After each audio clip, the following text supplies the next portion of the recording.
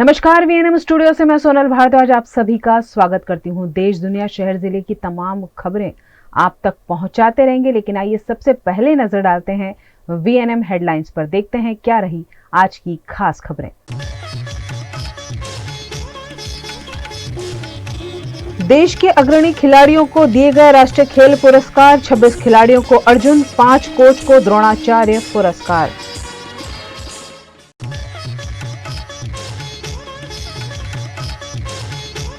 देश के प्रधानमंत्री नरेंद्र मोदी का अहमदाबाद में भव्य रोड शो। यूएई के राष्ट्रपति भी शामिल।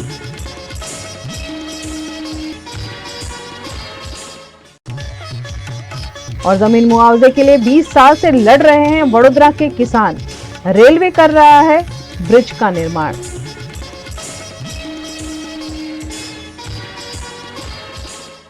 राष्ट्रपति भवन में आज मंगलवार 9 जनवरी को राष्ट्रीय खेल पुरस्कार दिए गए, जिसमें 5 कोच को द्रोणाचार्य तो 26 खिलाड़ियों को अर्जुन पुरस्कार से नवाजा गया। आज राष्ट्रपति भवन में राष्ट्रपति के हाथों खेल क्षेत्र से जुड़े खिलाड़ियों और कोच को राष्ट्रीय खेल पुरस्कार देकर सम्मानित किया गया। सबसे पहले कोच को द्रोणाचार्य, फिर लाइफ टाइम और इसके बाद खिलाड़ियों को अर्जुन अवार्ड दिया गया। क्रिकेट वनडे वर्ल्ड कप में बेहतरीन प्रदर्शन करने वाले फास्ट बॉलर मोहम्मद शमी को अर्जुन पुरस्कार दिया गया।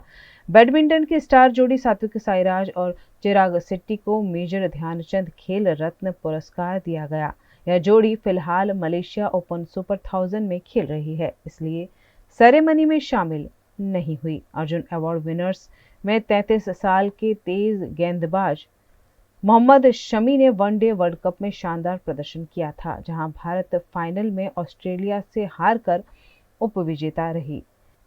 टूर्नामेंट के शुरुआती 4 मैच नहीं खेलने के बावजूद शमी 24 विकेट लेकर टूर्नामेंट टॉप विकेट टेकर रहे। वहीं सात्विक चिराग को मेजर ध्यानचंद खेल रत्न पुरस्कार दिया गया। चिराग और सात्विक के लिए 2023 यादगार रहा। उन्होंने एशियन गेम्स में गोल्ड जीता और एशियन चैंपियनशिप का खिताब जीता। इस जोड़ी ने इंडोनेशिया सुपर 1000, कोरिया सुपर 500 और सुपर 300 के खिताब भी जीते। सात्विक चिराग वर्ल्ड चैंपियनशिप के ब्रॉन्ज मेडल विनर है और 2022 के कॉमनवेल्थ गेम्स में भी गोल्ड जीतकर लौटे थे। दोनों को मेजर ध्यानचंद खेल रत्न अवार्ड मिलेगा, जो भारत में खेलों का सर्वोच्च सम्मान है। देश के प्रधानमंत्री नरेंद्र मोदी ने आज गांधीनगर में ग्लोबल ट्रेड शो का उद्घाटन और रोड शो किया। गुजरात की राजधानी गांधीनगर में आज ग्लोबल ट्रेड शो और 10 से 12 जनवरी तक वाइब्रेंट गुजरात ग्लोबल समिट का आयोजन प्रस्तावित है। कार्यक्रम के पहले दिन पीएम मोदी ने आज ग्लोबल ट्रेड शो का उद्घाटन किया। पीएम मोदी ने अहमदाबाद एयरपोर्ट पर यूएई के राष्ट्रपति शेख मोहम्मद बिन जायद का स्वागत किया। एयरपोर्ट से दोनों लीडर्स ने साबरमती आश्रम तक करीब 7 किलोमीटर लंबा रोड शो किया। भारत के प्रधानमंत्री नरेंद्र मोदी और संयुक्त अरब अमीरात के राष्ट्रपति शेख मोहम्मद बिन जायद अल नहान के स्वागत के लिए बड़ी संख्या में अहमदाबाद के लोग सड़कों पर उतर आए। रोड शो के रूट पर अलग अलग जगह पर स्वागत पॉइंट बनाए गए, जहां अलग अलग राज्यों के सांस्कृतिक नृत्य प्रस्तुत किए गए। अहमदाबाद एयरपोर्ट के बाहर पीएम मोदी और यूएई के राष्ट्रपति के स्वागत के लिए अरुण नामक युवक अपनी बॉडी पर इंडिया का राष्ट्रध्वज बनवाकर पहुंचा। अरुण पीएम मोदी का और टीम इंडिया का बड़ा फैन है। प्रधानमंत्री के रोड शो के चलते अहमदाबाद के मेयर समेत के पदाधिकारी और भाजपा के नेता और कार्यकर्ता भी बड़ी संख्या में मौके पर पहुंचे। गुजरात राज्य के गृह मंत्री, मुख्यमंत्री भी इस मौके पर रोड शो में शामिल हुए। हजारों छात्रों और शिक्षकों ने भी प्रधानमंत्री मोदी का स्वागत कर अभिवादन किया। वहीं जिला कलेक्टर और अहमदाबाद शहर पुलिस कमिश्नर जीएस मलिक, राज्यपाल आचार्य देवव्रत समेत के अधिकारियों ने भी प्रधानमंत्री का स्वागत किया। इस मौके पर जय श्री राम और भारत माता की जय के नारे लगाते हुए लोगों को देखा गया। वहीं कड़ी के बच्चे और युवक भी एयरपोर्ट के बाहर स्पॉट हुए, जिन्होंने एक साथ 50 शंख बजाकर प्रधानमंत्री का स्वागत किया। प्रधानमंत्री मोदी और यूएई के राष्ट्रपति के स्वागत के लिए बापूनगर मुस्लिम समाज के अग्रणी भी बड़ी संख्या में रोड शो में शामिल हुए। और मैं वेलकम करने आया हूँ नरेंद्र मोदी जी और यूए के जो प्रधानमंत्री आए हूँ मैं उनका वेलकम करने आता हूँ। जब भी यहाँ पर नरेंद्र मोदी जी रोड शो करते मैं आता हूँ। डोनाल्ड ट्रंप जब नरेंद्र मोदी जी है मैं तब से ये मैंने पेंटिंग करना स्टार्ट किया था, तभी मैं एक इंडिया और अमेरिका की दोस्ती अच्छी रहे, आज यूए और हम इंडिया की अच्छी दोस्ती रहे, मैं वो एक मैसेज लेके आया हूँ। और मैं हर बार आता हूँ, जब भी इससे पहले भी नरेंद्र मोदी जी ने रोड शो किया था यहीं से एयरपोर्ट से, और यहाँ पर सबका उत्साह बढ़ाने आता हूँ। मैं हर क्रिकेट मैच में भी होता हूँ। इस रोड शो में उनके साथ संयुक्त अरब अमीरात के प्रेसिडेंट ऑनरेबल वो भी उनके साथ रहने वाले हैं। आप देख रहे हो लोगों में गजब का उत्साह है। नरेंद्र भाई मोदी जी को उनको सम्मान करने के लिए, उनका अभिवादन करने के लिए आप यहाँ देख रहे हो कि यहाँ लोगों का हुजूम जमा हुआ है। देश के लोकप्रिय नेता प्रधानमंत्री आदरणीय मोदी जी एवं शेख मोहम्मद बिन जायद के स्वागत के लिए तैयार है। देश के 14 से ज़्यादा अलग अलग राज्यों की संस्कृति की पेशकश यहाँ की गई है, और ख़ास तौर पे आज सभी धर्म के सभी वर्ग के लोग मोदी जी एवं हमारे देश के दोस्त एवं मेहमान के स्वागत के लिए तैयार है। गुजरात के वडोदरा के अनगढ़ गांव में रेलवे द्वारा ओवरब्रिज बनाया जा रहा है, लेकिन इस प्रोजेक्ट में 54 किसानों को करोड़ों रुपए का मुआवजा सालों से नहीं मिला है। किसानों के हित में सरकार कई तरह की योजनाएं बनाती हैं, किसानों के लिए अलग अलग स्कीम और किसानों को अलग अलग फायदा पहुंचाने के वादे भी सरकार करती है, लेकिन विकास कार्यों के वक्त किसानों की जिस ज़मीन का अधिग्रहण होता है उन्हें पूरा मुआवजा सालों तक नहीं मिल पाता है। जिस ज़मीन पर किसान फसल लगाता है वहाँ की ज़मीन अधिग्रहण कर वहाँ सड़कें बना दी जाती है, वहाँ ब्रिज बना दिए जाते हैं, लेकिन उस किसान की खेती लायक ज़मीन छीनने के बाद भी सरकार उसे मुआवजा नहीं दे पाती है।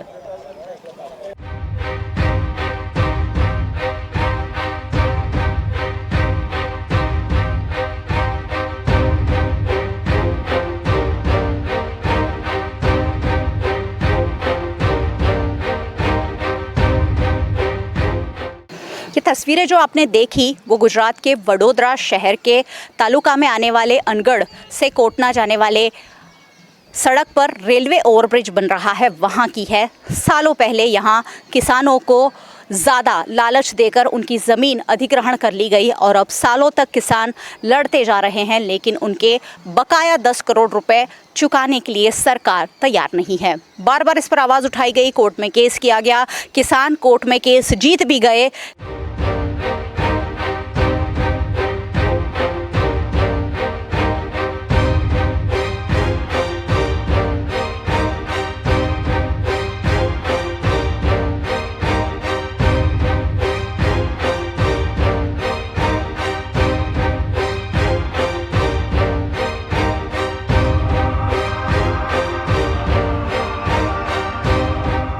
रेलवे विभाग ने फ्रेट कॉरिडोर को ये पूरा प्रोजेक्ट दिया हुआ है। करीबन 36 करोड़ का ये प्रोजेक्ट है।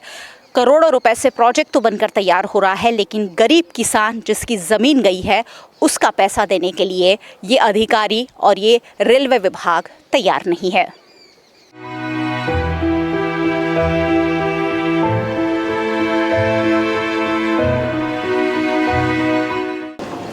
लोकसभा चुनाव 2024 का साल है। लोकसभा चुनाव नज़दीक आ रहे हैं, कुछ ही महीने बचे हैं और विकास के नाम पर देश भर में अलग अलग काम हो रहे हैं। इसी विकास के नाम पर वोट मांगे जाएंगे, लेकिन विकास गरीब किसानों की ज़मीन पर हो रहे हैं और विकास कार्य जहां हो रहे हैं, जो ज़मीन अधिग्रहण की जा रही है उसका मुआवजा तक किसानों को नहीं मिल रहा है। ऐसे ही कुछ पीड़ित किसान मेरे साथ है। जैसे मैंने आपको बताया कि अनगढ़ से कोटना जाने वाली गांव जो सड़क है वहां रेलवे का ओवरब्रिज बन रहा है। करोड़ों रुपए का प्रोजेक्ट है, लेकिन किसानों को उनके करोड़ों रुपए कई सालों से नहीं दिए जा रहे हैं। ऐसे ही कुछ पीड़ित किसान मेरे साथ है। क्या समस्या है आपकी? समस्या मैडम ऐसी है कि ये जो ज़मीनें हमारी गई है, एक्चुअली 1997 में इसका संपादन हुआ था और 2017 में हम कोर्ट से ये ज़मीन के मतलब बढ़तर के लिए जीत चुका है और 2017 के बाद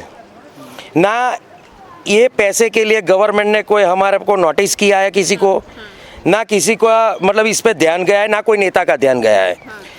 अब પરિસ્થિતિ એસી મને આખી સ્ટોરી કહો, આ ક્યારથી શરૂ થયું ને રેલવે આ પ્રોજેક્ટ લીધો, કેટલા વર્ષો થયા અને કેટલા કિસાનોની જમીન આમાં, કેટલા ખેડૂતોની જમીન આમાં પણ ખેડૂત છે મેડમ, આ જમીનની અંદર આ રણગઢ પટ્ટામાં 54 ખેડૂતો છે।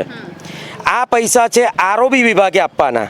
હા, પણ આ રેલવે કોરિડોર પ્રોજેક્ટમાં આ લોકો જે ઓવરબ્રિજ બનાવ્યો છે એ ઓવરબ્રિજમાં આ લોકોએ કોઈ નોટિસ વગર પોલીસ પ્રશાસનના જોરે ખેડૂતોના મકાન તોડી કાઢ્યા, જમીનો હડપ કરી લીધી। ત્યારે તમને વિશ્વાસમાં નહોતા લેવામાં આવ્યા?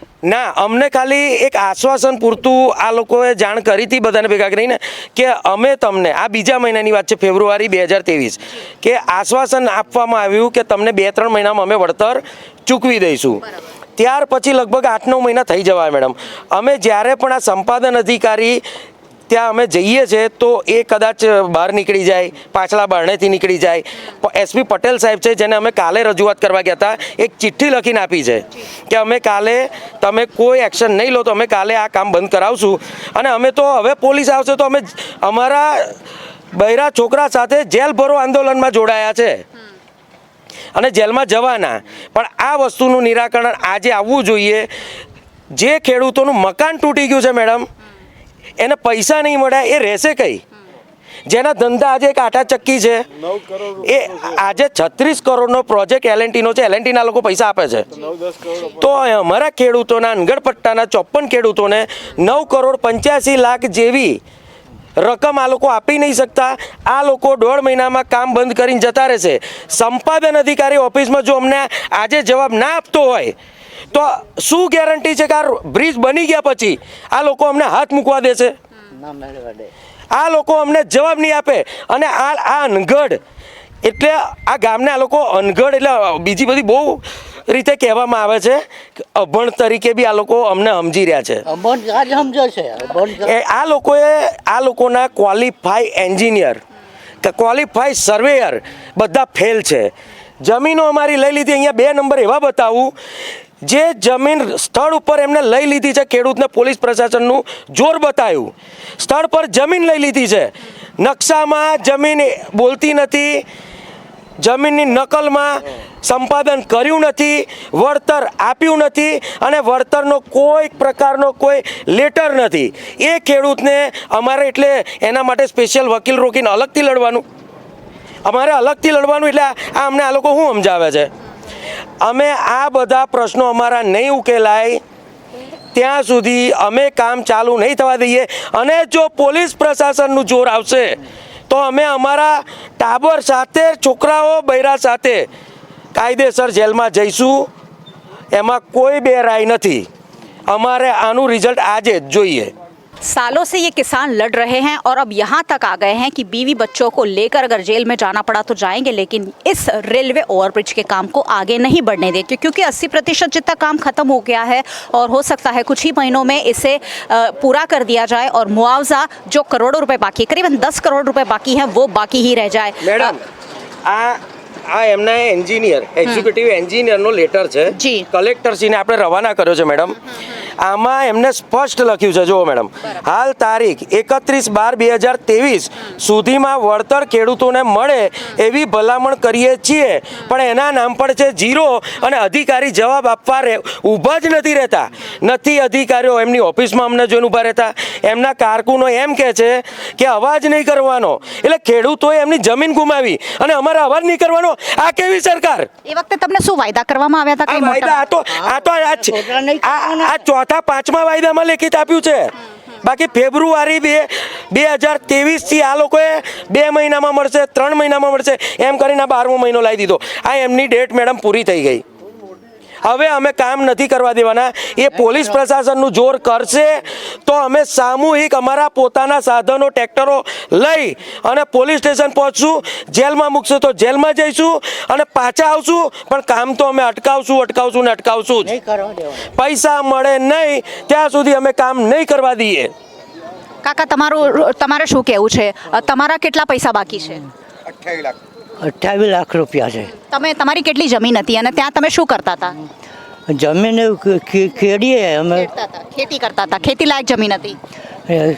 ખેતી કરવા માટે પૈસા તો જોઈએ ને. બરાબર. શું હવે 2 વીઘા જમીન છે, કેટલા વર્ષો પહેલા જમીન આપી? કેટલા વર્ષો પહેલા જમીન આપી? 20 વર્ષથી આ 20 વર્ષ અને 20 વર્ષથી વળતર નથી મળ્યું. બળતર આલીશો કરે વાયદા જ કરે છે એટલે અટકાવી દીધું છે. આવ કરવા દેવાનું નહીં, મરી જવા જો બહેતર છે. आप इनकी उम्र देखिए, 20 साल से लड़ते लड़ते एक शख्स बूढ़ा हो चला है, लेकिन अब तक सरकार है, सरकारी विभाग के जो अधिकारी है उनकी कहीं भी मंशा नहीं लग रही है कि इन पीड़ित किसानों को, उनकी खुद की ज़मीन थी जिस पर खेती करके गुजारा करते थे, लेकिन अब तक किसानों को उनका मुआवजा नहीं मिल रहा है। देश का किसान आज भी गांव में बसता है और आज भी गरीबी में ही जीता है, और उसी किसान की ज़मीन लेकर हम विकास तो करने चले हैं, लेकिन अगर किसान को ही पैसे नहीं देंगे तो किसान कहाँ जाएंगे? कुछ ऐसे ही किसान हमारे साथ। हमारी કેટલી જમીન હતી અને કેટલા વર્ષોથી લડી રહ્યા છો? અમારી પાસે 20 ગુંઠા જમીન હતી, એમાંથી તો 4 ગુંઠા સરકારે જમીન લઈ લીધી. પછી અમારે ઘર બોધવાની પણ જગ્યા એ વખતે તકલીફ. સરકારે શું વાયદા કર્યા હતા કે કેટલા પૈસા આપશે, શું આપશે? તે પહેલે સરકારે વળતર ઓછું આપ્યું, એટલા માટે અમે કોર્ટમાં કેસ લગાવ્યો. હવે કેસ અમે 2017માં જીતી ગયા. હવે કેસ જીત્યા પછી એ લોકોએ આજ વળી અમને વાયદા જ કર્યા છે, આજે આલે કાલે આલે. અત્યારે પણ વાયદા જ કર્યા કરે છે કે આજે આલે કાલે અમે લોલીપોપ જ લગાવે છે. તો આ ડબલ એન્જિનની સરકાર આ રીતે ચાલી રહી છે, અમે એમ કહેવા માંગીએ છીએ. એ જમીન પર તમે શું કરતા હતા? જમીન ઉપર અમે ખેતી અને અમારા મકાન થોડા હતા, અમારા મકાન બી તૂટી ગયા, કૂવા તૂટી ગયા, બધું તૂટી ગયું છે. હવે અમારી પાસે રહેવા માટે જગ્યા પણ નહીં રહી. આવી પરિસ્થિતિ અમારી છે અને જો વળતર આપતી નથી સરકાર, તો અમને કંઈક વળતર આપે તો અમે બીજી જગ્યાએ ઘર બર બનાવી શકીએ ને, એ પણ કરી શકતી નહીં. डबल इंजन की सरकार और गुजरात मॉडल के नाम पर देश भर से वोट तो लिए जा रहे हैं, लेकिन डबल इंजन की सरकार और गुजरात में गुजरात का ही किसान सालों से अपने कुछ करोड़ रुपए के लिए लड़ रहा है। अनगढ़ की समस्या पिछले कई सालों से बनी हुई है और लगातार इस पर आवाज़ उठा रहे हैं। अनगढ़ पंचायत की महिला सदस्य भी हमारे साथ है। जोशनाबेन, શું કહેશો? આજે સમસ્યા વર્ષોથી છે, એને સરકાર સુધી પહોંચાડવા માટે શું કોશિશ કરી છે? અમને અમારા પૈસા જ નથી મળતા. કેટલા સમયથી જમીન અમારી જઈ છે પડી. તો પૈસા નથી મળતા તો શું તકલીફો આવી રહી છે? હા, બધું અમારે એવું કંઈ ખાવા પીવું શું, અમારા છોકરા બૈરા બધા શું કરે? છોકરાઓને ભણાવવામાં તકલીફ પડી રહી છે? અમે તકલીફ પડે છે બધી. શું કહેશો? સરકાર પૈસા નહીં આપે તો શું કરશો? અમારે વળતર અમારે જોઈએ અને અમારે રહેવું કંઈ, અમારે ખાવું શું. જો લગીન વળતર નહીં મળે તો લગીન આ રેલવેનું કામ બંધ રહેશે. રેલવેના અધિકારીઓ આવશે ને કામ શરૂ કરશે તો શું કરશો? તો પૈસા મળશે, અમારું વળતર મળશે, ચાલુ થશે. નહીં મળે તો અમે નહીં नहीं મળે तो हमें काम नहीं करवा दिए। गांव के लोगों ने अब मन बना ही लिया है कि अगर उनका मुआवजा, उनके हक का पैसा अगर नहीं मिलता है तो अब इस रेलवे ओवरब्रिज का काम शुरू नहीं होगा।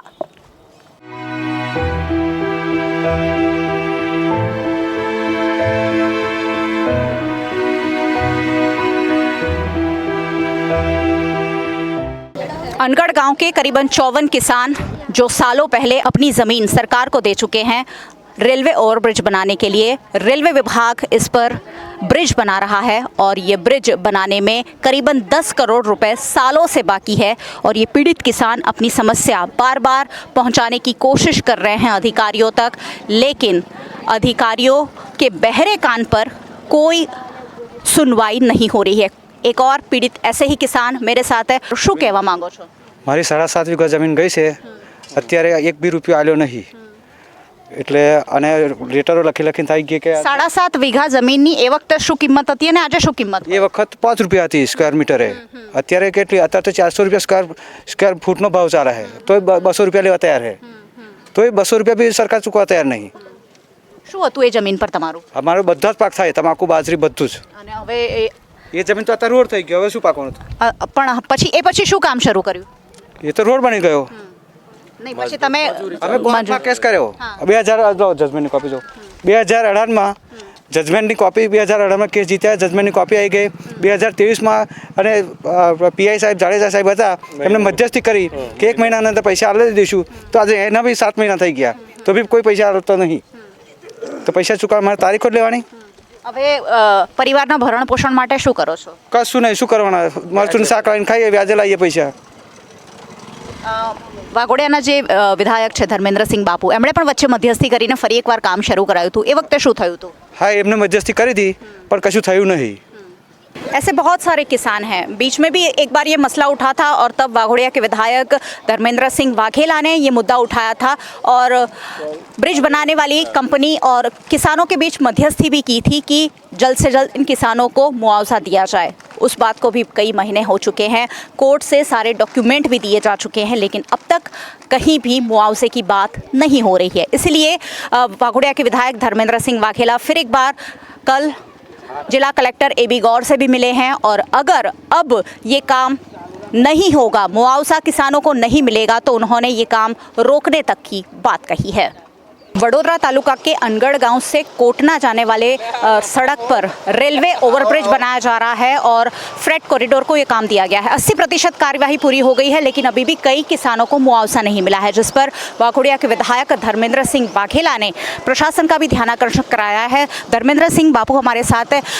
आपने कल इस पर आवाज़ भी उठाई है, कई किसानों को करोड़ों रुपये का मुआवजा नहीं मिला है, क्या कहेंगे और उस पर कैसी लड़ाई आगे जारी रहेगी?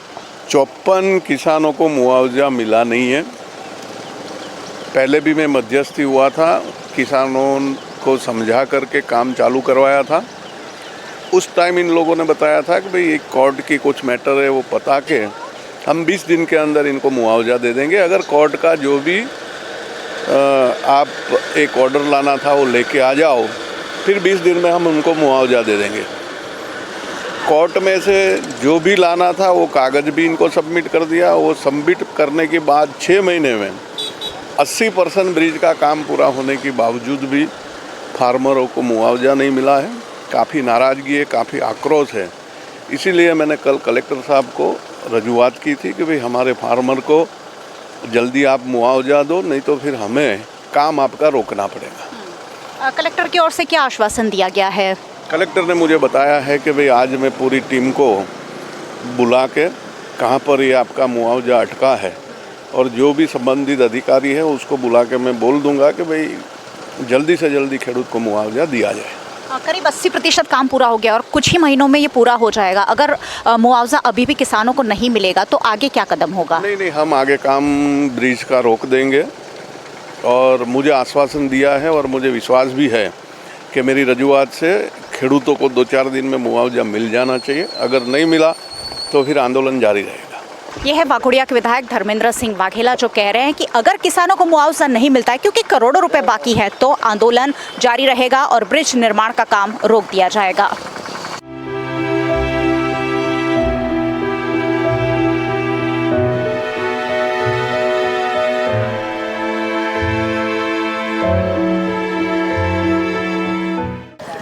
गरीब किसानों की ज़मीन अधिग्रहण करने वाली डेडिकेटेड फ्रेट कॉरिडोर कंपनी ये ब्रिज बना रही है। करोड़ों की लागत का ये ब्रिज है, लेकिन गरीब किसान के करीब 10 करोड़ रुपए क्यों नहीं दिए जा रहे हैं, उस पर एक बड़ा सवालिया निशान है।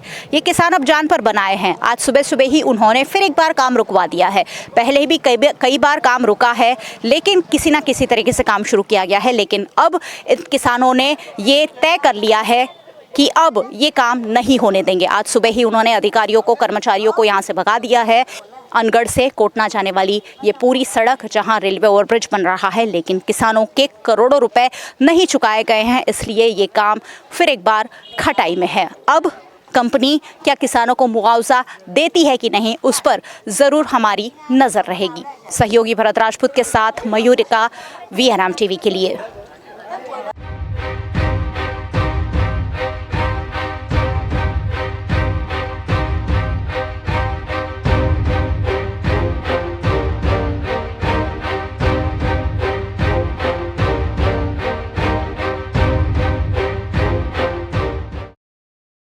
वाइब्रेंट गुजरात ग्लोबल समिट 2024 का शुभारंभ होने जा रहा है। इस आयोजन में शामिल होने प्रधानमंत्री नरेंद्र मोदी गुजरात पहुंचे।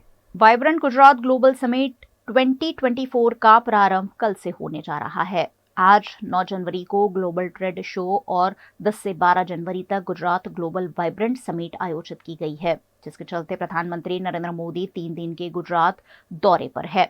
मोदी के अहमदाबाद एयरपोर्ट पहुंचने पर उत्साह के साथ गुजरात राज्य के राज्यपाल और मुख्यमंत्री भूपेंद्र पटेल द्वारा उनका स्वागत किया गया।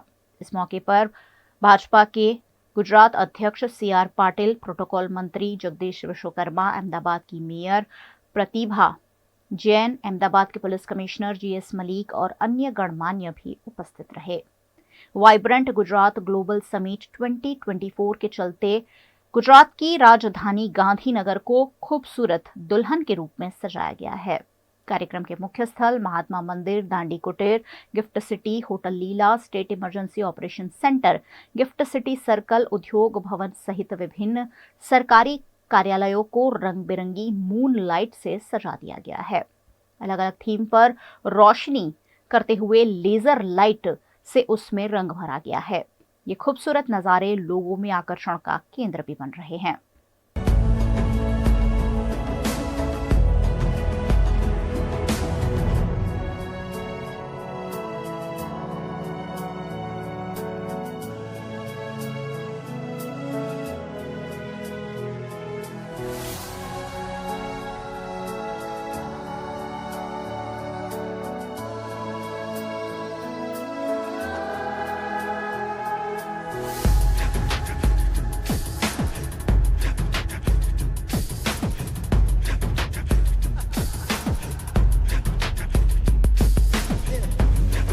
वडोदरा के अनगढ़ में कई सालों की मांग के बाद आखिरकार अब ग्रामजनों को सड़क की सुविधा मिल रही है, जिससे उनकी समस्याएं काफी हद तक सुलझ जाएंगी। गुजरात के वडोदरा के अनगढ़ गांव में पिछले कई सालों से सड़क बनाने की मांग ग्रामजनों द्वारा की जा रही थी, जिसे आखिरकार 2 करोड़ 20 लाख की ग्रांट से पूरा किया जा रहा है। इस मौके पर वडोदरा की सांसद रंजनबेन भट्ट और वाघोडिया के विधायक धर्मेंद्र सिंह वाघेला के हाथों सड़क निर्माण का भूमि पूजन किया गया, जिससे ग्रामजनों में खुशी की लहर देखने को मिली। आज रोज अनगढ़ गामे सोमनाथ नगर थी सिंहकोट सुधीनो जे वर्षोथी एक रस्तानी मागणी हती अने छेल्ला 3 वर्षथी एनी पाछळ सर्वे करी अने हाल गुजरात सरकार तरफथी एनी 2 करोड़ 20 लाख रुपया ग्रांट एनी मंजूरी थई एनो जोब नंबर आव्यो अने आजे माननीय वडोदराना लोकप्रिय सांसद श्रीमती रंजनबेन भट्ट તેમજ લોકપ્રિય ધારાસભ્ય શ્રી ધર્મેન્દ્રસિંહ વાઘેલાના વરદ હસ્તે અહીંયા આજે ખાતમુહૂર્ત કરવામાં આવ્યું અને અહીંયા આજથી કામ એનું સ્ટાર્ટ થયું છે। આજ રોજ અનગઢ ગ્રામ પંચાયત થકી સોમનાથનગરથી ચામુંડાનગર જે રોડનું ઉદ્ઘાટન નિમિત્તે આજે સાંસદ શ્રી રંજનબેન ભટ્ટ શ્રી, ધારાસભ્ય શ્રી ધર્મેન્દ્રસિંહ બાપુ તથા ગ્રામજનો ઘણી સંખ્યામાં હાજર રહીને આજે એક સારું એક કાર્ય કર્યું કે વર્ષોથી પડતર પ્રશ્નો હતો એનો એ પ્રશ્નોનું નિરાકરણ થયું। જોડે જોડે સાથે સાથે ખેડૂતો પણ એક સાથ સહકારથી રોડના આયોજનમાં સાથ આપીને એક રોડનું બહુ મોટો વિકસિત રોડ અને સારો રોડ બને એવી એ લોકોનો પણ સપોર્ટ છે। એ બદલ હું ખૂબ ખૂબ આભાર વ્યક્ત કરું છું। खबरें अभी और भी जिन्हें लगातार आप तक पहुंचाते रहेंगे, लेकिन छोटे से अंतराल के बाद बने रहिए हमारे साथ, देखते रहिए VNM न्यूज। हर बार की तरह इस बार भी एफोटल बाय सयाजी लेकर आया है एक नया जायका, Jashn Awadh, a truly royal experience inspired by the royal kitchens. शाही दावत से घर की रसोई तक का जायका है जश्न अवध। राजमहलों से सड़कों पर ठेलों तक की कहानी है जश्न अवध। कबाब से लेकर बिरयानी तक और दाल से लेकर मुंह मीठा करने तक उठाइए अवध के पारंपरिक डिशेस का लुत्फ। जश्न अवध 5 जनवरी से 14 जनवरी तक Effotel by Sayaji, Kalakhoda, Vadodara. For booking call 9825551337 और 9825550471। Part of the RR Global Conglomerate, with a presence in over 50 countries, RR Kabel is a leading Indian wires and cables brand, a wide range offering excellent quality and trustworthiness. RR also has a wide range of lighting solutions. Choose from several options that can light up your home or office. Presenting appliances from RR, increasing the style quotient of your home. Delivering convenience every day. RR fans, lighting solutions, air coolers, water heaters, irons and more. When it comes to trust, quality and convenience, ask for home appliances from RR Kabel, your one-stop electric goods solutions provider. Bharat ले रहा है electric अंगड़ाई। क्यों ना हम साथ चले, साथ चले, साथ बढ़े, साथ बढ़े, देश मेरे, देश मेरे, देश को ले जाए नई दिशा की ओर। आपका जॉय, भारत का जॉय। दर्शनम ओशन, वडोदरा के गोत्रीवासना रोड पर 4 BHK स्काई विलास। आधुनिकता की परिकल्पना को साकार करता है दर्शनम ओशन आलीशान प्रोजेक्ट, जहां आपको खुद का घर लगेगा 5 स्टार होटल। वडोदरा सिटी के प्राइम लोकेशन, ग्रीनरी के बीच स्टनिंग एस्थेटिक लग्जरियस रेसिडेंस। सभी बेडरूम में अटैच वॉशरूम, ग्रीन स्पेस के साथ balcony, full ventilation, parking, lift, kids play area, swimming pool, club house, indoor games, garden, fire safety system और आपकी privacy का भी रखा गया है खास ख्याल। लग्जरियस लाइफस्टाइल का सपना जो आपने देखा है वो पूरा होगा दर्शनम ओशन में। आज ही विजिट करें दर्शनम ocean behind Gotri police station, गोत्रीवासना road, Vadodara. Gujarat की वडोदरा में कॉरपोरेशन द्वारा बनाई जा रही आर्ट गैलरी की डिजाइन के मुद्दे को लेकर कलाकार म्युनिसिपल कमिश्नर और मेयर से मिले। गुजरात की कला नगरी वडोदरा में सालों की मांग के बाद कलाकारों को एक आर्ट गैलरी मुहैया कराई जा रही है, लेकिन इस आर्ट गैलरी की डिजाइन पर कलाकारों ने सवाल उठाए हैं। आर्ट गैलरी में बड़ी बड़ी 7 खिड़कियां बना दी गई हैं, जिसका आर्टिस्ट विरोध कर रहे हैं। इस मामले वडोदरा के आर्टिस्ट वडोदरा की मेयर पिंकी सोनी और म्युनिसिपल कमिश्नर दिलीप राणा से मिले। मेयर ने तो कलाकारों को खिड़कियां हटवाने का आश्वासन दिया, लेकिन म्युनिसिपल कमिश्नर ने जांच के बाद ही निर्णय लेने की बात कही, जिसके चलते कलाकारों में रोष देखा गया। म्युनिसिपल कमिश्नर अल्पेश मजमूदार ने કહ્યું છે કે આ આખા વર્લ્ડની બધી જ આર્ટ ગેલેરીનો તમે સ્ટડી કરો અને એના પછી તમે આ બધી બારીઓ બંધ કરો। અમાર તો કલાકારો વતી એટલી જ રિક્વેસ્ટ છે કે કોઈ પણ આર્ટ ગેલેરી માં બારી ના હોય, આવી રીતના કલા નગરી સાથે કલાકારો સાથે વિશ્વાસઘાત કરવાનું બંધ કરો। તમે પોતાની જાતને પંડિત ના સમજો। સિનિયર આર્ટિસ્ટો જે તજજ્ઞ છે એ લોકોની સાથે તમે પહેલાં ડિસ્કશન કરો। અમે પહેલાં પણ મેયર અને સ્ટેન્ડિંગ કમિટી ચેરમેનને 125 પાનાનો એક પરિપત્ર આપ્યો હતો। જેમ GDCRના નિયમ હોય એવી રીતના આર્ટ ગેલેરી અને મ્યુઝિયમના પણ નિયમો હોય છે, એનું પાલન કરવું પડે। દિલીપ રાણા એમની પોતાની મનમાની ચલાવે એવી રીતના નહીં ચાલે। એ પોતાની જાતને પંડિત સમજે છે, જો એ નહીં કરે તો હું ફરિયાદી પુલકિત દવે આપના બધા મીડિયાના માધ્યમથી એટલું કહું છું, એમને બધાને દોડતા કરી નાખીશ ને ધંધે લગાડી નાખીશ। गुजरात के भावनगर की वडवा में अयोध्या में राम मंदिर के लोकार्पण के चलते शोभा यात्रा का आयोजन किया गया।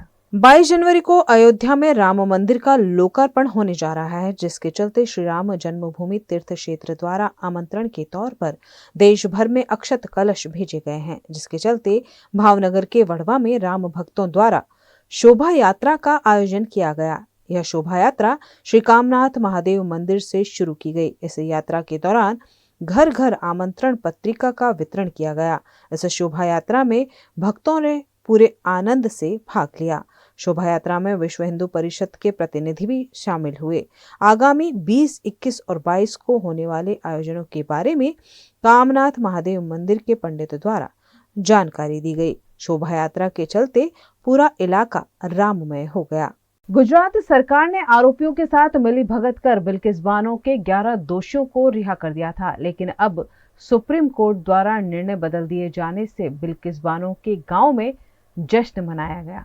गुजरात के बहुचर्चित बिल्किस बानो के इस मामले में सुप्रीम कोर्ट ने सरकार को फटकार लगाते हुए अमृत महोत्सव अंतर्गत रिहा किए गए सभी 11 दोषियों को फिर से सरेंडर करने के आदेश दिए हैं। सुप्रीम कोर्ट ने सभी आरोपियों को फिर से जेल में बंद करने का निर्णय सुनाया है, जिसके चलते 2002 के दंगों की पीड़ित बिल्किस बानो को फिर एक बार न्याय मिला है। सुप्रीम कोर्ट ने गुजरात सरकार के निर्णय को रद्द करते हुए आरोपियों को फिर से दोषी करार दिया है। ऐसे में लंबे वक्त से लड़ रहे परिजनों में खुशी का माहौल है। 2002 की दंगा पीड़ित बिल्किस बानो आरोपियों की छूट जाने से अपने पति के साथ अज्ञात स्थल पर रहने के लिए मजबूर थी, लेकिन बिल्किस बानो केस में सुप्रीम कोर्ट का निर्णय आने पर परिजनों में खुशी की लहर देखने को मिली और बिल्किस बानो के गांव में पटाखे चलाकर खुशियां मनाई गई। गुजरात के पवित्र यात्रा धाम अंबाजी में 64 नारी शक्तियों द्वारा घर से बनाकर लाए गए 56 भोग का प्रसाद मां अंबा को अर्पित किया गया। शक्ति, भक्ति और आस्था का त्रिवेणी संगम यानी शक्तिपीठ अंबाजी, इस यात्रा धाम में लाखों भक्त मां का आशीर्वाद लेने आते हैं।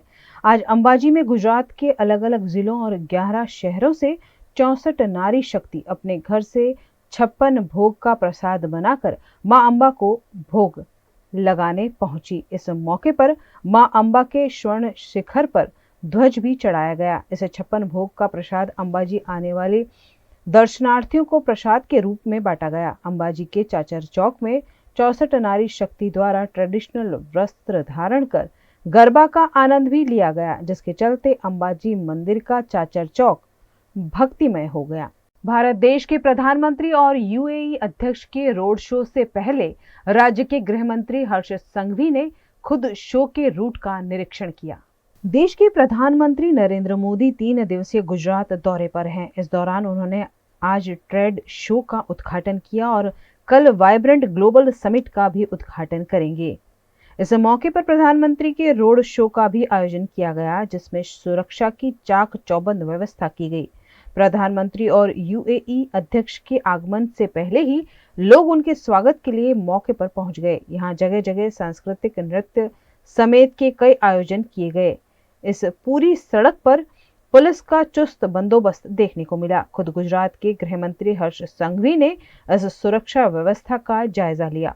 देशना लोकप्रिय प्रधानमंत्री आदरणीय श्री नरेंद्रभाई मोदीजी અને યુએઈના પ્રેસિડેન્ટ શેખ મોહમ્મદ બિન ઝાયદ સ્વાગત માટે અમદાવાદ શહેરના ગાંધીનગર નગરના જિલ્લાના અમદાવાદ જિલ્લાના ખૂબ મોટી સંખ્યામાં ગુજરાતી નાગરિકો દેશના લોકપ્રિય નેતા અને દેશના મિત્ર આવા દેવ મહેમાનોના સ્વાગત માટે ऐतिहासिक तैयारीओ नागरिकों द्वारा करवामां આવી છે। नागरिकों एक अलग ज प्रकारनो उत्साह આપણે પ્રધાનમંત્રીશ્રીની દરેક વિઝિટમાં આપણે લોકોએ જોયો છે। આજે એક વિશેષ ઉત્સાહ છે કે પ્રધાનમંત્રીશ્રીના વિઝનથી 20 વર્ષ પહેલા વાઇબ્રન્ટ ગુજરાતની જે શરૂઆત કરવામાં આવેલી અને જે વાઇબ્રન્ટ ગુજરાત થકી ગુજરાતના ખૂણે ખૂણે વિકાસ પહોંચ્યો, ગુજરાતના ખૂણે ખૂણે લોકોને રોજગારીની નવી તકો મળી અને આ વાઇબ્રન્ટ ગુજરાતમાં ફરી એકવાર ગુજરાતના નાગરિકો માટે બીજી નવી તકો આપણે સૌને મળવાની છે। આ એક અતિ મહત્વનો આપણો કાર્યક્રમ છે અને આ કાર્યક્રમ થકી ગુજરાતના કરોડો નાગરિકોને એમના ભવિષ્ય ઉજ્જવળ થાય તે દિશામાં વાઇબ્રન્ટ ગુજરાત આગળ વધી રહ્યું છે। આજે ના ભૂતોના ભવિષ્ય એક અદ્ભુત પ્રકારનું સ્વાગત પ્રધાનમંત્રીશ્રીનું અને યુએઈના પ્રેસિડેન્ટનું કરવા માટે ગુજરાતના નાગરિકો તૈયાર છે। આ કાર્યક્રમમાં કુલ મલાવીને 16થી વધારે રાજ્યોની અલગ અલગ કલાકૃતિઓ ગુજરાત, આસામ, રાજસ્થાન, એ જ રીતે કેરલાથી લઈને અનેક રાજ્યોની અલગ અલગ કલાકૃતિ અહીંયા રજૂ કરવામાં આવી છે। खबरें अभी और भी जिन्हें लगातार आप तक पहुंचाते रहेंगे। बने रहिए हमारे साथ, देखते रहिए VNM न्यूज। नए वर्ष पर नई डायरी चाहिए तो युग धर्म है ना।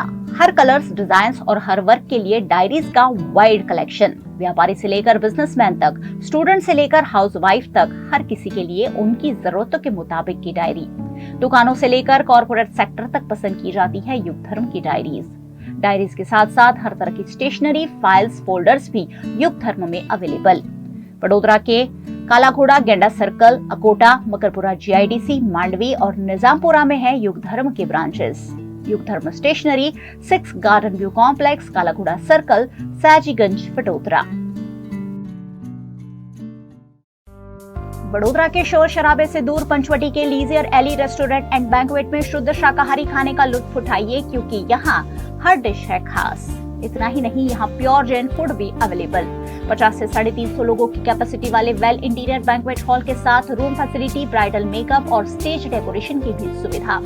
Hotel Leisure Alley and banquet में 150 से 200 कार पार्किंग की facility, corporate pack lunch, 3 kilometre तक फ्री होम डिलीवरी और टेक अवे पार्सल पर 10% डिस्काउंट। 50 से 20 लोगों के स्मॉल गेट टुगेदर के लिए प्राइवेट डाइनिंग रूम और आउटडोर केटरिंग की भी सुविधा। यहाँ का स्किल्ड मैनेजमेंट आपके हर मौके को बनाता है बेहद शानदार।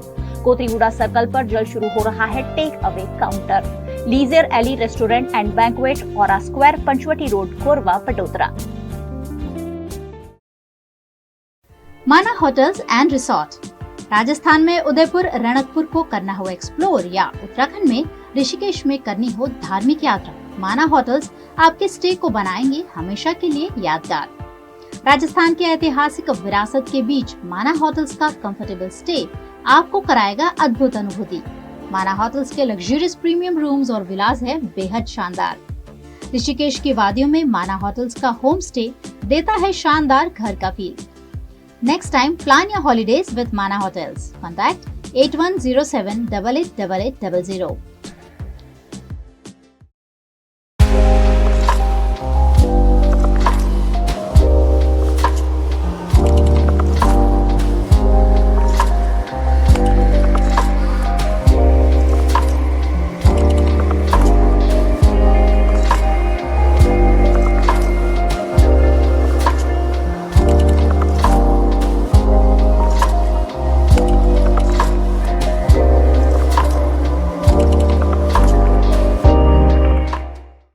गुजरात के वडोदरा में जय भवानी ग्रुप द्वारा शहर के अलग अलग इलाकों में पक्षी बचाव केंद्र स्थापित किए गए हैं।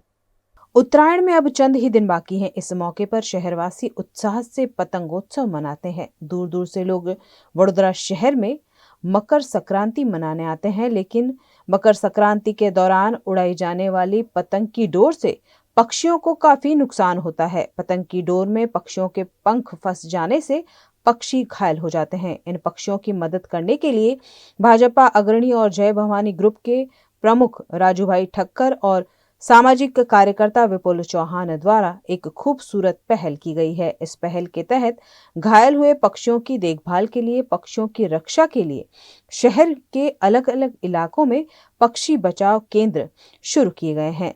साथ ही टोल फ्री नंबर भी जारी किए गए हैं। रेस्क्यू कई रीते करवू ते शीखवाडवामां आव्युं। एमनी साथे ट्रीटमेंटनुं अमे आयोजन कर्युं। एमने ट्रीटमेंट कई रीते करवी, बेसिक जे ट्रीटमेंट अमे पक्षीओ बचाववामां करता होय छे एने अमे मार्गदर्शन आप्युं। आज अहींया 50 થી 60 माणसोनी अमारी टीम भेगी थई। अमे अहींया आजे फेर फर्स्ट टाइम अमे हरिनगर केम्प करीए छीए। तेना सिवाय बालाजीमां आटलाडलानी अंदर केम्पनुं आयोजन करेलुं छे। त्यां रेस्क्यू सेंटर छे। तेना सिवाय खोडियाल नगर पासे सुपर बेटरीनी अंदर पण अमे केम्पनुं आयोजन करेलुं छे। वडोदरानी पब्लिकने खाली अमारुं एटલું જ नम्र विनंती છે કે જ્યાં પણ ઇન્જર્ડ બર્ડ દેખાય, કે જ્યાં પણ ઘાયલ પક્ષી દેખાય, ત્યાં અમારી સંસ્થા અથવા રાજુભાઈ ઠક્કરની સંસ્થા અથવા તો સુપર બેટરી પાસે ચંપતભાઈની સંસ્થા એનો તમે સંપર્ક કરો। અમારી સંસ્થાનો નંબર છે 9898023495। અમે હરિનગર પશ્ચિમ વિસ્તારની અંદર સેવા કરીએ છીએ। તે સિવાય જ્યાં પણ તમને બર્ડ ઇન્જર્ડ દેખાય તો એને બોક્સમાં પેક કરીને અમારી સંસ્થા સુધી પહોંચાડશો તો ચોક્કસ અમે પક્ષી બચાવીશું। पक्षी हाईलाइट्सनी ऊपर कोई इलेक्ट्रिकना वायर ऊपर टींकातुं होय तो तमे जीबी वाळाने बोलावशो तो जीबी पण आवशे। फायर ब्रिगेडने बोलावशो तो फायर ब्रिगेड 108 नंबर पर आवशे। एटले खाली नम्र विनंती, अरजी के भलामण को तमे पक्षी बचाववामां अमारी साथे साथ सहयोग आपो। दरेकने एक सूचना आपवामां आवी, एक मार्गदर्शन मळ्युं कई रीते कबूतरने तमे पकड़ी शको, पक्षीने कई रीते बचावी शको। एना माटे उपरथी जे कई दोरा फसाया होय के तारमा फसाया होय, इलेक्ट्रिक करंटमांथी कंईक आगू पाछुं थयुं होय, ए कई रीते आपणे बधानी मदद लई शकीए। दरेक संस्था आपणी साथे जोड़ाय एवो एक पहल करीने एक आ प्रयत्न छे। प्रयत्નમાં ચોક્કસ સફળ થઈશું જ અને ખૂબ મોટી ટીમ આમાં કામે લાગી છે। ત્યારે વડોદરા શહેરની જનતાને એક આહવાન કરીએ છીએ કે આવો સૌ સાથે મળી પક્ષી બચાવીએ અને આવી કોઈ પણ જરૂરિયાત હોય તો ચોક્કસ અમને ફોન કરજો, અમે તમારી સાથે છે। गुजरात के वडोदरा की एमएस यूनिवर्सिटी की साइंस फैकल्टी में लक्ष्य फाउंडेशन द्वारा कारगिल विजय रजत महोत्सव का आयोजन किया गया। कारगिल युद्ध को 25 वर्ष पूर्ण हो चुके हैं। इस युद्ध में देश के वीर सिपाहियों की मदद से हमने जीत हासिल की थी, जिसके चलते लक्ष्य फाउंडेशन द्वारा रोटरी क्लब ऑफ बड़ौदा और नेशनल इंश्योरेंस कंपनी के सहयोग से interaction with real Kargil hero कार्यक्रम का आयोजन किया गया। इस कार्यक्रम में युद्ध सेवा मेडल से सम्मानित ब्रिगेडियर ओपी यादव और वीर चक्र से सम्मानित सूबेदार मेजर शत्रुघ्न सिंह के साथ की गई बातचीत में 1999 में हुए कारगिल युद्ध के बारे में जानकारी दी गई। इस गोष्ठी के जरिए कारगिल युद्ध से जुड़े कहानी, किस्से और जानकारियां लोगों तक पहुंचाई गई। अब तक 5 कार्यक्रम आयोजित किए जा चुके हैं। सबसे पहले इस कार्यक्रम का आयोजन पुणे में प्रारंभ हुआ। हैदराबाद, गोवा, नागपुर में कार्यक्रम आयोजित किए जा चुके हैं। इस महीने वडोदरा में कार्यक्रम का आयोजन किया गया। इस कार्यक्रम के जरिए कारगिल युद्ध विजेताओं का सम्मान कर उनके अनुभवों को आम नागरिकों के साथ साझा किया जाता है। इस संस्था द्वारा सिविलियंस और मिलिट्री के बीच का ब्रिज बनाने का काम पिछले 25 वर्षों से जारी है। लक्ष्य फाउंडेशन के स्थापक अनुराधा प्रभुदेसाई की कोशिशों से आम नागरिक तक देश के लिए मर मिटने वाले सिपाहियों की कहानी पहुंचे और देश का नागरिक देश के प्रति समर्पित हो, यही एक कोशिश है। ये पुणे की एक लक्ष्य फाउंडेशन है जिसकी फाउंडर प्रेसिडेंट है अनुराधा प्रभुदेसाई, और उन्होंने ये कारगिल युद्ध के अपने 25 साल हुए हैं तो कारगिल रजत विजय महोत्सव करके उनका एक प्रोग्राम किया हुआ है। वो 12 प्रोग्राम एक साल में पूरा अगस्त 15 से चालू किया है और 26 जुलाई 2024 तक ये प्रोग्राम चलेगा। वो हर महीने एक एक प्रोग्राम भारत के हर सिटी में करने का उनका प्रयोजन है। अभी तक 5 प्रोग्राम हो चुके हैं। एक पहला प्रोग्राम हुआ था पूना से स्टार्ट किया है, पूना, बारामती, हैदराबाद, गोवा और नागपुर हुआ है, और छठा प्रोग्राम ये अपना बड़ौदा में आज और कल होके हुआ है। सुबह हमने ये प्रोग्राम स्कूल के बच्चों के लिए सयाजीराव नगर गृह में किया, और 26 जनवरी को 7वां प्रोग्राम सूरत सिटी में है। तो काफी बड़ा प्रोग्राम करना और पूरा ऐसे 12 सिटी में प्रोग्राम करके हर जगह ऑल इंडिया से जो अपने कारगिल युद्ध में जो युद्ध विजेता है, जिनको परमवीर चक्र से लेके सेना मेडल, वीर चक्र, महावीर चक्र सब मिले हैं, उन सबको ये एक प्लेटफॉर्म पर लाते हैं। हर बार एक एक प्रोग्राम में 2-2 युद्ध विजेताओं को लेके आते हैं और उनके साथ में आज आपने देखा ऐसे ही लाइव इंटरेक्शन करते हैं और उनके अनुभव को सबके साथ में बांटते हैं। मध्य प्रदेश के मंदसौर के सुंठोद गांव में विकसित भारत संकल्प यात्रा का आयोजन किया गया, जिसमें राज्यपाल मंगू पटेल भी उपस्थित रहे। केंद्र सरकार द्वारा जारी की गई योजनाओं का लाभ जन जन तक पहुंचाने संकल्प यात्रा का आयोजन किया गया है। एमपी के मंदसौर के मल्हारगढ़ विधानसभा के सुंठोद गांव में विकसित भारत संकल्प यात्रा पहुंची। राज्यपाल मंगू पटेल, प्रदेश के उप मुख्यमंत्री जगदीश देवड़ा, सांसद सुधीर गुप्ता विकसित भारत संकल्प यात्रा में शामिल हुए। राज्यपाल द्वारा केंद्र सरकार की जमकर तारीफ की गई। उन्होंने कहा कि गरीबों के कल्याण के लिए यह योजनाएं बनाई गई है, जिसके चलते प्रत्येक व्यक्ति को केंद्र की योजनाओं का लाभ मिले, इसलिए यह संकल्प यात्रा निकाली जा रही है। इस मौके पर उज्ज्वल योजना, आयुष्मान भारत योजना सहित कई योजनाओं के बारे में लोगों को जानकारी दी गई। लाभार्थियों को चेक का वितरण भी किया गया। दिव्यांगों को भी योजनाओं का लाभ दिया गया। इस मौके पर 4 साल की बालिका विश्वेश्वरी भट्ट द्वारा मंच पर रामायण का मंचन करने पर उसे नगद राशि भेंट की गई। सभी उपस्थित लोगों को विकसित भारत के संकल्प की शपथ दिलाई गई। गुजरात की वडोदरा में सर्वर धीमा होने से पासपोर्ट बनाने में लोगों को परेशानी हो रही थी, लेकिन अब पासपोर्ट ऑफिस द्वारा वेटिंग पीरियड को काफी कम कर दिया गया है।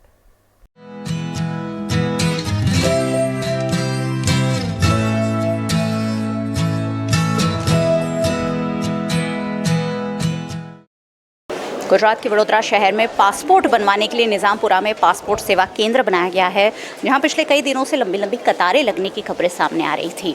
उसी की पड़ताल करने हम निज़ामपुरा केंद्र पहुंचे हैं। यहां लोगों की भीड़ तो है ही, और यहां पासपोर्ट इशू का काम भी लगातार चल रहा है। यहाँ कोई अधिकारी बात नहीं करना चाहता है, लेकिन यहाँ के लोगों से पूछ के ज़रूर जानना चाहेंगे कि कितने दिनों में ये पूरी प्रोसेस कंप्लीट होती है। निज़ामपुरा का पासपोर्ट सेवा केंद्र, जहां अलग अलग टाइम स्लॉट पर लोगों की टाइम दिया हुआ है और उसी के तहत ये पासपोर्ट बनवाने के लिए लोग यहां पहुंचे हुए हैं। आपने कैसे अप्लाई किया? अभी मैंने तो ऑनलाइन किया है। हाँ, और इसके बाद यहाँ पे हमारी चकासनी होगी और उसके बाद हमारे वहाँ घर पे पासपोर्ट आ जाएंगे। आपको पता है कितने दिन में आता है ऐसा कुछ? हाँ, ऐसे ही 10-15 दिन आ जाता है, ऐसा पता है। चलिए भैया, आप कितने दिन से आ रहे हैं यहाँ पर? हम लोग हमारा दोस्त को लेके। अच्छा, और किस तरह की आपने प्रोसीजर की थी? नहीं, वो वहाँ से ऑनलाइन किया गांव से। तो यहाँ की अपॉइंटमेंट 4 बजे की है, अभी इनका नंबर आ गया है। आप भी पासपोर्ट बनवाने आए हैं? हाँ, कहाँ रहते हैं? हम दंतेश्वर में, बड़ौदा दंतेश्वर में। अच्छा, किस तरह आपने प्रोसेस किया? ऑनलाइन किया था? हाँ, ऑनलाइन किया था। ये मेरे मिस्टर हैं। और आपको फिर अपॉइंटमेंट मिली? हाँ, अपॉइंटमेंट मिली। आपने कैसे प्रोसेस किया इसको? मैं तो अपने एजेंट के साथ करवाया, एजेंट के साथ, हाँ। और कितने दिन में आपको अपॉइंटमेंट मिला है? मैं 3 दिन में मिल गया अपॉइंटमेंट, हाँ। और पासपोर्ट कितने दिन में बन के आता है? वो 1 हफ्ते में आ जाएगा पासपोर्ट। आज आप यहाँ पहली बार आए हैं? हाँ, पहली बार। यहाँ टाइम स्लॉट के हिसाब से लोगों को टाइमिंग दिया गया है और उनकी अपॉइंटमेंट है जो अलग अलग तरीके के अलग अलग इलाके से आए हैं और पासपोर्ट बनवा रहे हैं। सर, आप कहाँ से आए हैं? मैं गोत्री एरिया से। और आपने कैसे बुक किया कि आपको पासपोर्ट की अपॉइंटमेंट चाहिए? ऑनलाइन बुक किया। ऑनलाइन प्रोसेस इजी है ये? एकदम इजी है ऑनलाइन। इजी है। हमारे दर्शकों को बताइए कि अगर उन्हें पासपोर्ट बनवाना है तो वो कैसे कर सकते हैं अप्लाई? वो पासपोर्ट की जो ऑनलाइन एप्लीकेशन है, मुझे वेबसाइट का नाम याद नहीं है, बट उस पर जाए, वहाँ पे जाके आप अपना डिटेल्स फिल करिए, 5 मिनट में आप आपका एप्लीकेशन बुक कर सकते हैं। उसके बाद वो पेमेंट के लिए पूछेंगे, आप पेमेंट कीजिए और पेमेंट करने पे आपको अपॉइंटमेंट सिलेक्ट करने के लिए ऑप्शन देंगे। जो भी आपको अवेलेबल ऑप्शन है उसमें से आप सिलेक्ट कीजिए और आप अपॉइंटमेंट बुक कर सकते हैं। आपको आज का मिला है? मेरे को आज का मिला है। Thank you. तो ऑनलाइन प्रक्रिया है और बहुत इजी है। लोग डरते हैं पासपोर्ट बनवाने से, लोग डरते हैं रिन्यू करवाने से, लेकिन आसान प्रक्रिया अब ऑनलाइन के ज़रिए कर दी गई है और इसी के तहत लोग आराम से अपना पासपोर्ट बनवा सकते हैं। पासपोर्ट बनवाने की ज़्यादातर प्रक्रिया अब ऑनलाइन कर दी गई है। ज़्यादातर नागरिक ऑनलाइन ही पासपोर्ट अप्लाई करते हैं और पासपोर्ट बनवाने के लिए अपॉइंटमेंट लेते हैं। अपॉइंटमेंट के हिसाब से पासपोर्ट ऑफिस जाकर डॉक्यूमेंट वेरिफिकेशन के बाद कुछ दिनों में उनका पासपोर्ट बनकर घर आ जाता है। लेकिन पिछले कई दिनों से वडोदरा में सर्वर धीमा होने से लोगों को पासपोर्ट बनवाने में समस्याओं का सामना करना पड़ रहा था। लेकिन अब पासपोर्ट ऑफिस वडोदरा द्वारा स्थिति में काफी हद तक सुधार किया गया है। अब यहाँ 1 महीने के वेटिंग पीरियड को घटाकर 15 दिन या 1 सप्ताह का कर दिया गया है, जिससे लोगों को भी काफी सहूलियत हुई है। वडोदरा में हर महीने 13 से 15 हज़ार एप्लीकेशन पासपोर्ट बनवाने के लिए आती है और उनमें से करीबन 500 लोगों को रोज अपॉइंटमेंट दी जाती है। वडोदरा के निजामपुरा में स्थित पासपोर्ट ऑफिस के अधिकारियों का कहना है कि गुजरात में सबसे कम वेटिंग पीरियड वडोदरा में होने की वजह से गुजरात भर से लोग यहां पासपोर्ट बनवाने के लिए आते हैं। पासपोर्ट ऑफिस में कोई अधिकारी से बात करने की कोशिश पर उन्होंने कहा कि आधिकारिक रूप से हम कोई बात नहीं कर सकते, लेकिन वेटिंग पीरियड उन्होंने ज़रूर घटाने की बात कही है। लेकिन यहाँ लोगों की कतारें तो दिख ही रही है जो अपना अपना पासपोर्ट की अपॉइंटमेंट लेने आए हैं और उन्हें थोड़ी सी देर का सामना तो करना ही पड़ता है, लेकिन फिर भी पासपोर्ट प्रक्रिया कहीं ना कहीं सुचारू रूप से चल रही है, ये कहा जा सकता है। सहयोगी वरद राजपूत के साथ मयूरिका, VNM TV के लिए।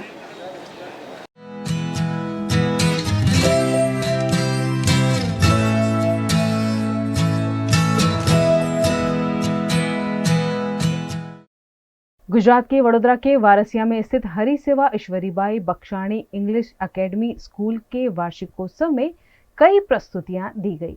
वडोदरा के वारसिया में हरि सेवा ईश्वरीबाई बख्शाणी इंग्लिश एकेडमी स्कूल का वार्षिकोत्सव आजवा रोड स्थित पंडित दीनदयाल उपाध्याय ऑडिटोरियम में आयोजित किया गया, जिसमें टेस्ट ऑफ इंडिया थीम के तहत स्कूल के 350 छात्रों ने डांस, गरबा, नाटक इत्यादि की प्रस्तुति दी, जिसे देखकर आमंत्रित मेहमान और स्कूल के प्रिंसिपल, शिक्षक और छात्र अभिभूत हुए। कार्यक्रम के बाद बच्चों के इनाम वितरण का कार्यक्रम भी आयोजित किया गया। कार्यक्रम में मुख्य अतिथि के रूप में MS यूनिवर्सिटी के पूर्व dean doctor Ashok Hingorani, school के ट्रस्टी और प्रिंसिपल उपस्थित रहे। वहीं छात्रों और अभिभावकों की भी बड़ी संख्या में उपस्थिति रही। વારાસા ખાતે ઈશ્વરીબાઈ બક્ષાણી ઇંગ્લિશ મીડિયમનો આજે અહીંયા વાર્ષિક ઉત્સવ કરવામાં આવ્યું છે અહીંયા દીનદયાળ હોલમાં, અને અહીંયા બધા જ બાળકોએ ઉમંગથી આજે બધા પ્રોગ્રામમાં ભાગ લીધો છે। લગભગ 380 લગભગ બાળકોએ આજે ભાગ લીધો છે। એમાંથી 130 બાળકોને તો શિલ્ડ મળવાની છે આજે। અને અહીંયા બહુ જ જે બાળકો છે ને બહુ જ મહેનત કરી છે આ પ્રોગ્રામની અંદર, અને અલગ અલગ જે કાર્યક્રમો છે ને અલગ અલગ થીમ ઉપર જ આ બધા બાળકોએ કર્યું છે। અને આ નાનાથી લઈને મોટા બાળકો સુધી આ કાર્યક્રમમાં આ ભાગ લીધો છે અને બધા અગ્રણીઓ હાજર છે। સિંધી સમાજના સમગ્ર સિંધી સમાજના જે બી અગ્રણીઓ છે અહીંયા હાજર છે, મહેમાનો હાજર છે, ટ્રસ્ટીઓ હાજર છે, પ્રિન્સિપાલ અને બાળકોના માતાઓ પિતા બધાને અહીંયા બોલાવવામાં આવ્યું છે અને આ ભેગો પ્રોગ્રામ કરવામાં આવ્યું છે, એન્યુઅલ ફંક્શન।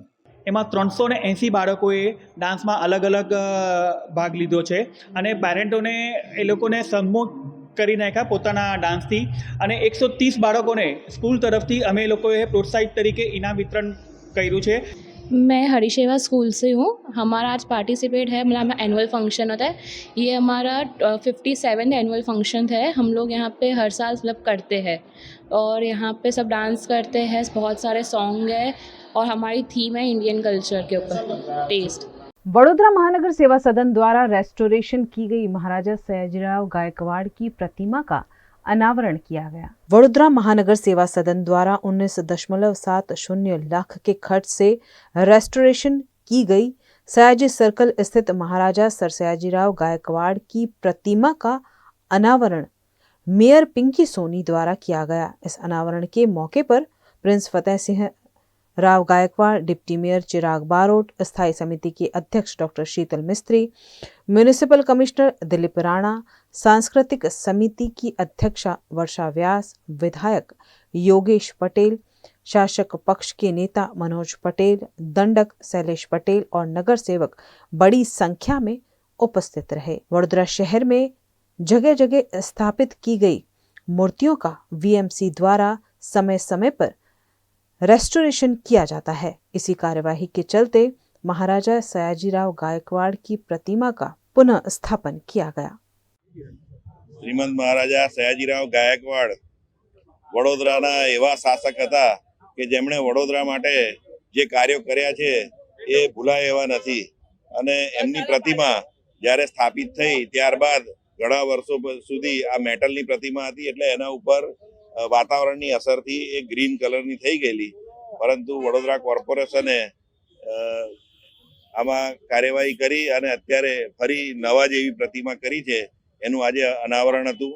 વડોદરા શહેર માટે શ્રીમંત મહારાજા સયાજીરાવ ગાયકવાડે જે કાર્યો કર્યા છે એ ભૂલાય એમ નથી, એટલે એમના માન સન્માનને અનુરૂપ આજે અહીંયા આગળ આનું નવી બનાવી અને પ્રતિમાનું અનાવરણ કરવામાં આવ્યું છે। આજરોજ સયાજીગંજ વિસ્તારમાં આવેલ શ્રીમંત મહારાજ સર સયાજીરાવ ગાયકવાડ ત્રીજાની જે એક અહીંયા શિલ્પ હતું જે 1912માં ફ્રાન્સિસ ડરવેન્ટ દ્વારા બનાવવામાં 1912માં બનાવવામાં આવ્યું હતું, કાંસ્યમાંથી બનાવવામાં આવ્યું હતું।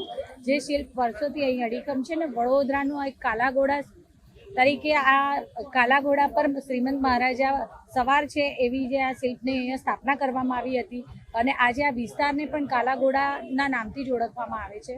ત્યારે વર્ષોથી અહીં સ્થાપિત આ શિલ્પને રિસ્ટોરેશન કરવામાં લગભગ 19.70 લાખના ખર્ચે રિસ્ટોરેશન કરવાની કામગીરીનું કરવામાં આવી હતી, જેનું આજે આપણે અહીં અનાવરણ કરવામાં આવ્યું।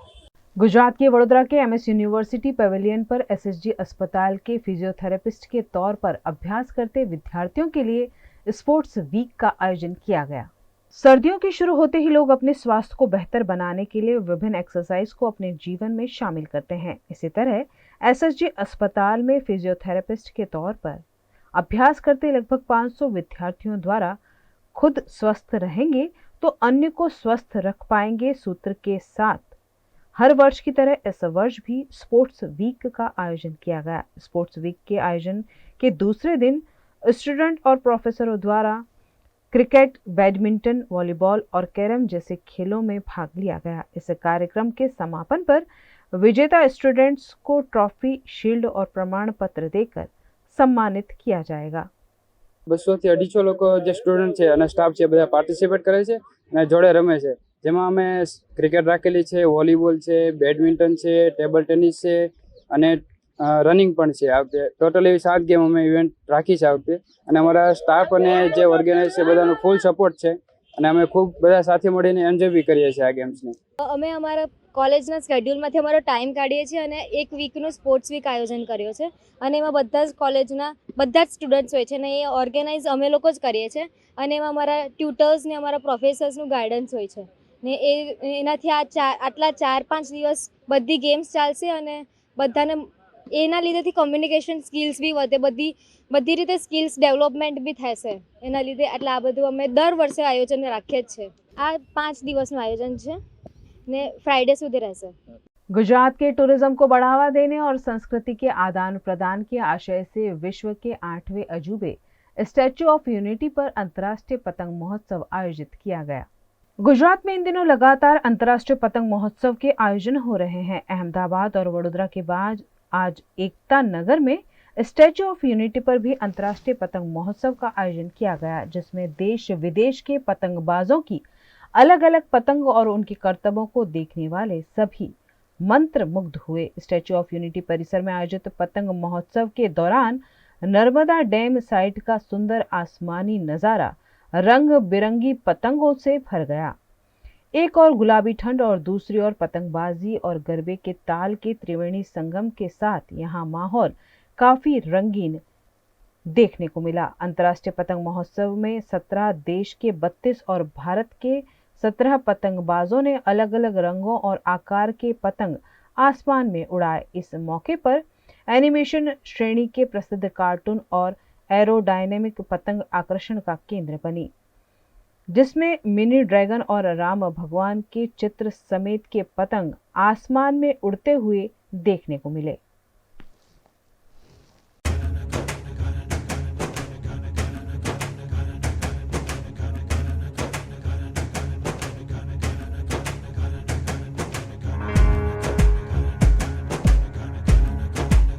I'm so excited to be here. This is my first time here, and it's also my very first time in India as well. So this is so great. The music is loud. There's a lot of people here, and the atmosphere is just fantastic today because everyone is so festive, and there's a lot of families here also. And the wind is also decent, which last year there was no wind. So today it's a great day to fly kites. And yeah, I'm so excited to fly our own kites. We have 20 kites with us. So I can't wait for the rest of the day to play out. I'm so happy to be here. આ અમારા સૌભાગ્યની વાત છે કે ત્યાં અહીંયા 18થી 20 દેશોથી પતંગબાજો આવ્યા છે। ગુજરાત સિવાયના બાકી ભારતના પ્રદેશોથી પણ લોકો આવ્યા છે અને મોટી સંખ્યામાં લોકલ માણસો પણ ભેગા થયા છે અને આકાશમાં પતંગો પણ હવે ઉપર જઈ રહી છે। तो हमें बधाने इंटरनेशनल काइट फेस्टिवल ની बधाई આપીએ છે। गुजरात की वडोदरा में फिर एक बार कॉरपोरेशन की नकली पत्रिका वायरल की गई, जिससे पालिका की छवि को हानि पहुंच सकती है। वडोदरा महानगर पालिका के कार्यक्रम की डुप्लीकेट पत्रिका कल शाम वायरल हुई थी, जिसमें महानगर पालिका में कार्यरत अलग अलग वार्ड के सफाई कामदारों को नियमित करने का कार्यक्रम 10 जनवरी के बजाय 9 जनवरी को हो रहा होने की जानकारी दी गई थी। अगर यह पत्रिका की सच्चाई सामने नहीं आती तो एक साथ हजारों लोग महात्मा गांधी नगर गृह पहुंच जाते और वडोदरा महानगर पालिका की काफी किरकिरी होती। ऐसे में वडोदरा महानगर पालिका की मेयर और म्युनिसिपल कमिश्नर द्वारा इस मामले पुलिस एक्शन लेने तक की कार्यवाही शुरू की गई है। સફાઈ સેવકોમાં જે લોકો રોજમદારીમાં હતા એમને કાયમી કરવાના ઓર્ડર બજાવવાનો કાર્યક્રમનું આયોજન વડોદરા મહાનગરપાલિકા દ્વારા 10મી તારીખના રોજ ગાંધીનગર ગૃહ ખાતે સવારે 9:30 કલાકે આ કાર્યક્રમનું આયોજન કરવામાં આવ્યું હતું। પણ ખબર નહીં કોઈક રીતે આ કાર્યક્રમ સમગ્ર કાર્યક્રમ 9મી તારીખે છે એવી ખોટી રીતની પત્રિકા બનાવી અને બ્લેક એન્ડ વ્હાઇટ પત્રિકા બનાવી અને વાયરલ કરવામાં આવી છે। અને આ લગભગ જે લોકો સફાઈ સેવકો તરીકેની કામગીરી બજાવે છે એમના બધા જ ગ્રુપોમાં આ પત્રિકા વાયરલ કરી દેવામાં આવી હતી। કોઈક રીતે અમારું ધ્યાન આ વિશે અમારા ધ્યાને આવતા તરત જ અમારા દ્વારા આ માહિતી પ્રેસમાં પણ આપી દેવામાં આવી છે કે આ જે કાર્યક્રમ છે 10મી તારીખનું આયોજન થયેલું છે તે 10મીએ જ આ કાર્યક્રમ થવાનો છે, જેમાં રોજમદારી પર વિવિધ વોર્ડમાં રોજમદારી પર કામ કરતા સફાઈ સેવકોને કાયમી કરવાના ઓર્ડર બજાવવામાં આવશે। એના માટેની પોલીસ કમ્પ્લેન પણ કરવાના છીએ, જેથી કરી અને આ ઇન્ટેન્સલી કરવામાં આવ્યું છે કે કેમ, અથવા તો કોઈકથી ભૂલથી આ વસ્તુ કોઈક તારીખ લખવામાં આમ તેમ ભૂલ થઈ છે કે શું છે એ તેના મૂળ સુધી જઈ શકાય એના માટે અમે पुलिस कंप्लेंट પણ કરી છે। गुजरात की वडोदरा में रेल कर्मचारियों के हित में काम करने वाले वेस्टर्न रेलवे मजदूर संघ द्वारा नेशनल पेंशन सिस्टम के खिलाफ धरना प्रदर्शन किया गया। NFIR के आदेश के तहत भारतीय रेल में नई पेंशन स्कीम हटाने की मांग करते हुए हड़ताल करने पर मतदान कराया गया था, जिसमें करीबन 97% कर्मचारियों ने हड़ताल के पक्ष में मतदान किया है। 13 लाख रेलवे कर्मचारियों में से 10 लाख रेलवे कर्मचारी NFIR में रजिस्टर हैं। ऐसे में आज वडोदरा के प्रतापनगर स्थित DRM ऑफिस परिसर में WRMS द्वारा धरना प्रदर्शन आयोजित किया गया, जिसमें वेस्टर्न रेलवे मजदूर संघ के अध्यक्ष शरीफ खान पठान, मंत्री SD मीणा, अध्यक्ष तपन चौधरी की अगुवाई में भरूच, आणंद, नडियाद, गोधरा, डभोई समेत विभिन्न स्टेशन के कर्मचारियों ने उपस्थित रहकर विरोध प्रदर्शित किया। આજે પૂરી ભારતીય રેલો પર આ પ્રમાણે ધરણા, રેલી અને સૂત્રોચ્ચારના કાર્યક્રમ થઈ રહ્યા છે અને માંગણી કરવામાં આવી રહી છે, ભારત સરકારને વિનંતી કરવામાં આવી રહી છે વિત્ત મંત્રાલયને કે આ જે નવી પેન્શન સ્કીમ છે એ રદ થવી જોઈએ અને જૂની પેન્શન સ્કીમ કર્મચારીઓના પક્ષમાં બહાલ થવી જોઈએ। જૂની પેન્શન સ્કીમમાં જે પ્રાવધાન મેં કહ્યું તેમ ઘણા બધા પ્રાવધાન જૂની પેન્શન સ્કીમમાં હતા જે નવી પેન્શન સ્કીમમાં નથી।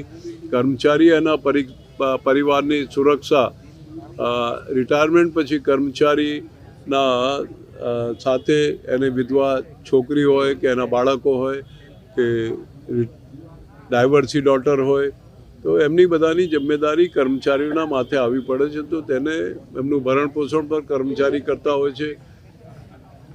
તો આ પ્રમાણે જે નવી પેન્શન સ્કીમ રદ થઈ અને જૂની પેન્શન સ્કીમ કર્મચારીઓને મળવી જોઈએ એ માંગણી છે અમારી।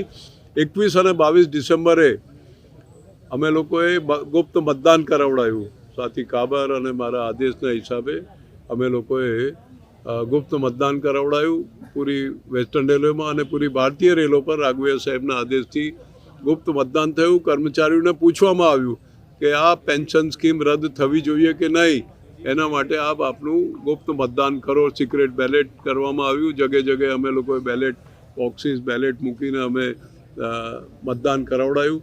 કર્મચારીઓનો પક્ષ 95થી 97% કર્મચારીઓ એમણે મતદાન કર્યું કે આ પેન્શન સ્કીમ રદ થવી જોઈએ, જૂની પેન્શન સ્કીમ બહાલ થવી જોઈએ। હવે આગેનો નિર્ણય જે આગળનો છે એ નિર્ણય हमारा जो नेशनल लीडर्स हैं दिल्ली में वो लेंगे और उसके हिसाब से आगे की कार्रवाई हम आगे करेंगे। VNM टीवी की खबरें अब आप YouTube, Facebook, Instagram के अलावा OTT प्लेटफॉर्म्स पर भी लाइव देख सकते हैं। डेली हंट, जियो टीवी और जियो टीवी फाइबर पर 498 नंबर के चैनल पर 24 घंटे VNM टीवी आपके लिए उपलब्ध है। तो देखते रहिए VNM टीवी। न्यूज रूम से आज के लिए बस इतना ही। देश, दुनिया, शहर, जिले की तमाम खबरों को लेकर हम कल फिर हाजिर होंगे। तब तक के लिए हमें दीजिए इजाजत। नमस्कार।